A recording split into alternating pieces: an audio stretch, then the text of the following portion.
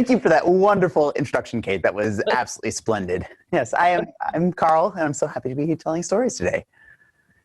Now, last month, my brother and I went on a hike.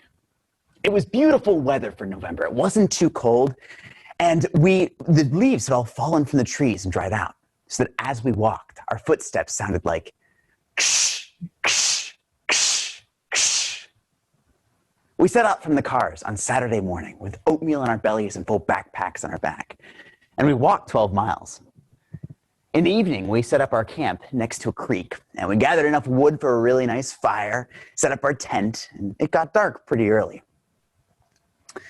So we sat on a pair of stumps as the darkness gathered around us, and we were about halfway through a fifth of rye whiskey when we heard the call. Did you hear that? I asked my brother. Yeah, he said. It sounded like a yell, hoarse and abrupt. And we stood up from our stumps, and we listened, and we listened, and there it was again. And my brother said, that sounded like help to me. And I thought so too.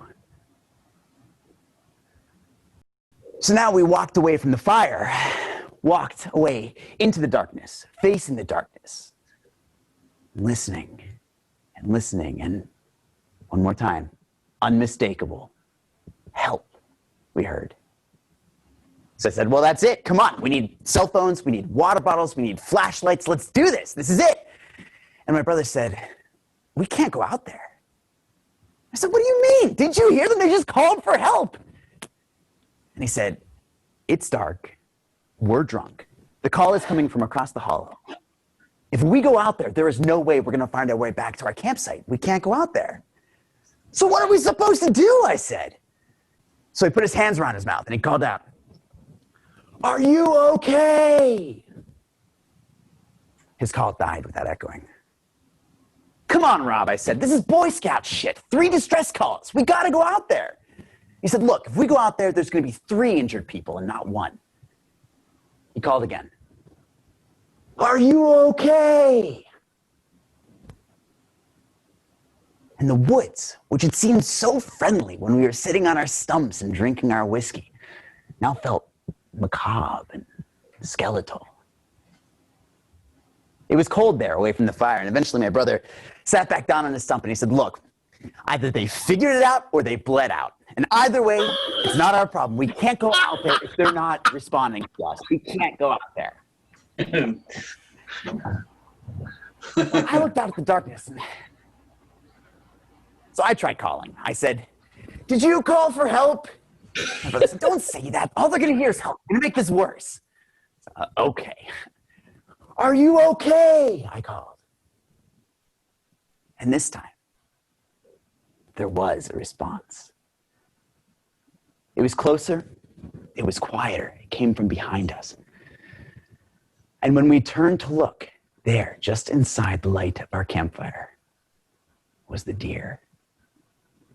It was a buck with 3 points on a dinky rack. It had gray-brown fur and it was bleeding from a wound on its right foreleg. Somehow we weren't startled when we saw it. We were only startled when it spoke to us. Help. Holy shit, said my brother. Holy shit, right. My brother had the whiskey bottle in his hand and he looked at it, looked at the deer and set it very carefully on the ground. Please help me, said the deer. And you may be astonished to hear how quickly my brother and I got over the fact that standing before us was a talking deer. But all I can say is that we both spent a lot of time in the woods. And if you have too, you'll know that when it gets dark and the only light is the campfire and the starlight, things can get real weird real fast, and it's best to just go with it. So instead of questioning our sanity or wondering what a shared hallucination might mean or wondering what some terrible mistake some schmuck at the whiskey distillery had made, instead, my brother and I looked at each other and we said, okay. Now, the deer was being chased by a hunter, hence the wound on its foreleg. And my brother looked at the wound, And the bullet had passed cleanly through. The deer would be okay, except that it was still being pursued by that hunter. So I asked the deer to tell us what the hunter had looked like. The deer said, he shot me at dusk. He wore all orange. I felt his shot before I heard it. If he had a face, I didn't see it. He was following me close behind at first, but then it got dark and I think I stopped bleeding, and he's been further behind since. But I get the feeling that he won't stop, that he can't stop. My brother said, it sounds like a metaphor. And the talking deer said, what's the metaphor? So my brother got a jacket out of the bottom of his backpack, and we pulled up a stump for the deer, and we put the jacket on the deer. And I got a pair of flannel PJs out of the bottom of my sleeping bag, and we put them on the deer, and we duct taped a cup to its uninjured foreleg. And then there were its antlers. And I said, we gotta cut them off. And the deer said, but it's hunting season, but it's mating season. And I said, yeah, but it's also hunting.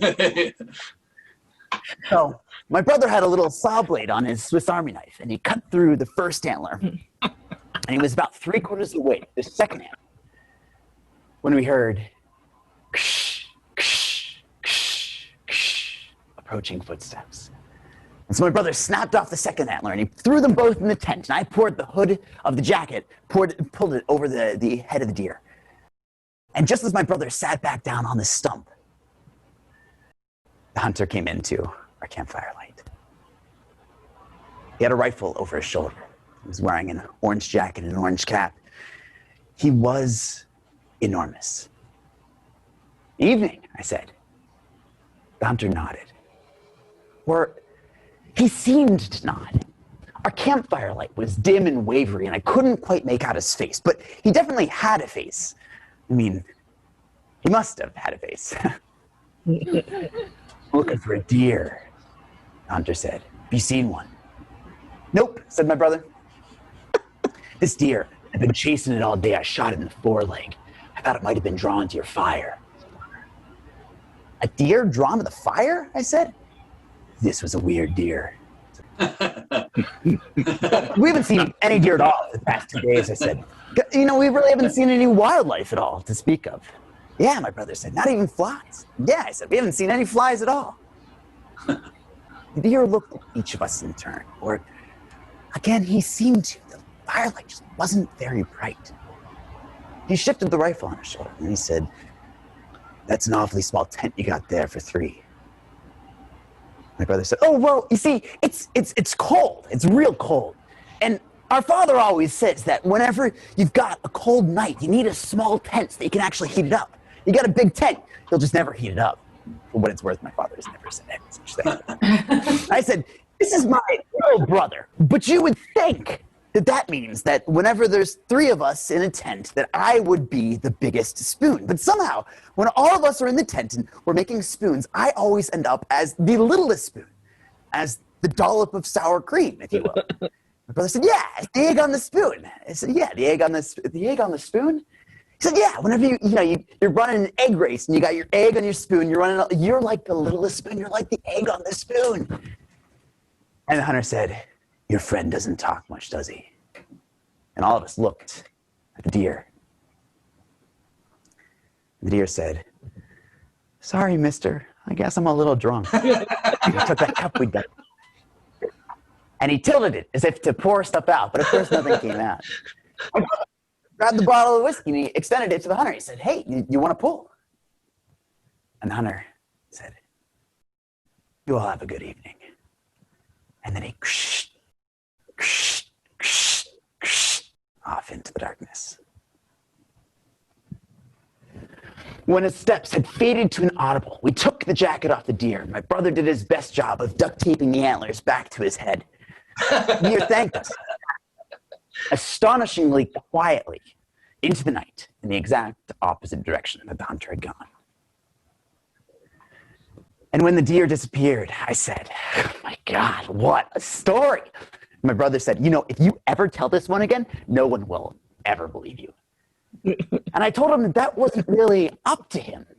And I was right, because, you know, really, That's up to you.